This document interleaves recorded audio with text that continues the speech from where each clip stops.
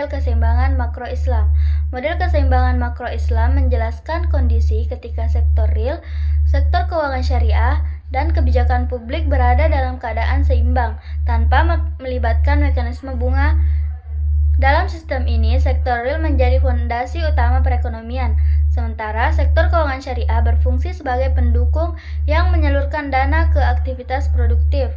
Keseimbangan tersebut tercapai melalui keterkaitan langsung antara proses produktif, distribusi, pendapatan yang adil, serta penggunaan instrumen keuangan berbasis bagi hasil seperti mudharabah dan musyarakah.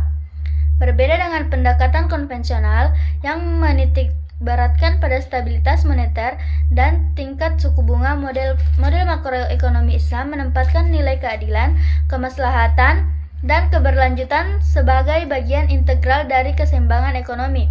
Stabilitas tidak hanya diukur dari tingkat pendapatan nasional dan inflasi, tetapi juga dari sejauh mana hasil pembangunan dapat dinikmati secara merata oleh seluruh lapisan masyarakat.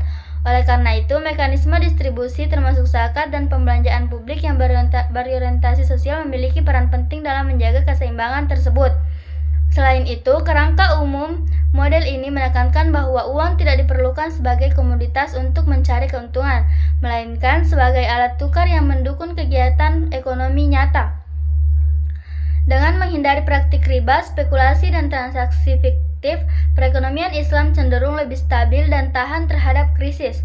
Keseimbangan makro yang dihasilkan bukan hanya bersifat jangka pendek, tetapi juga berkelanjutan karena selaras dengan prinsip moral dan tujuan syariah atau maqasid al-syariah. Berikutnya, kurva IS Islam. Investasi ditentukan oleh bagi hasil dan keuntungan usaha, bukan suku bunga, sehingga lebih stabil dan produktif. Berikutnya ada kurva LAM. Uang hanya alat tukar, permintaan uang untuk transaksi dan berjaga-jaga tanpa spekulasi. Pada bagian D terdapat titik keseimbangan IS-LAM.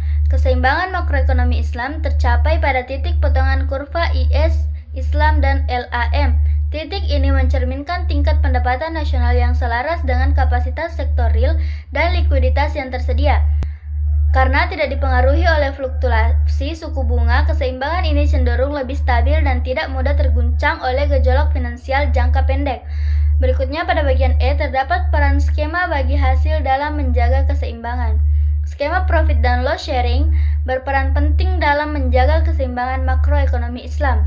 Resiko dan keuntungan dibagi secara adil antara pemilik modal dan pengelola usaha sehingga mendorong kehati-hatian sekaligus produktivitas.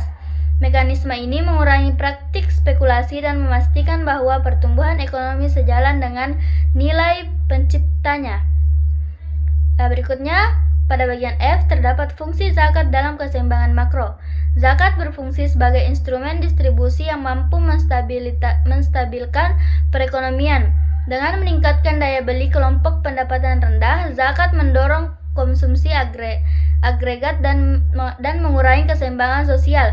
Dalam jangka panjang, zakat berperan sebagai penyeimbang otomatis yang membantu menjaga stabilitas ekonomi. Yang terakhir, pada bagian G terdapat peran pemerintah dalam model keseimbangan Islam.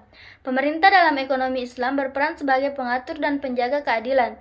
Kebijakan fiskal diarahkan untuk mendukung sektor real, menyediakan layanan publik, serta mengelola zakat dan pajak secara adil. Melalui pengawasan pasar dan kebijakan yang berorientasi kesejahteraan, pemerintah memastikan keseimbangan ekonomi tidak menyimpang dari tujuan syariah. Itulah tadi pemaparan materi dari saya. Wassalamualaikum warahmatullahi wabarakatuh.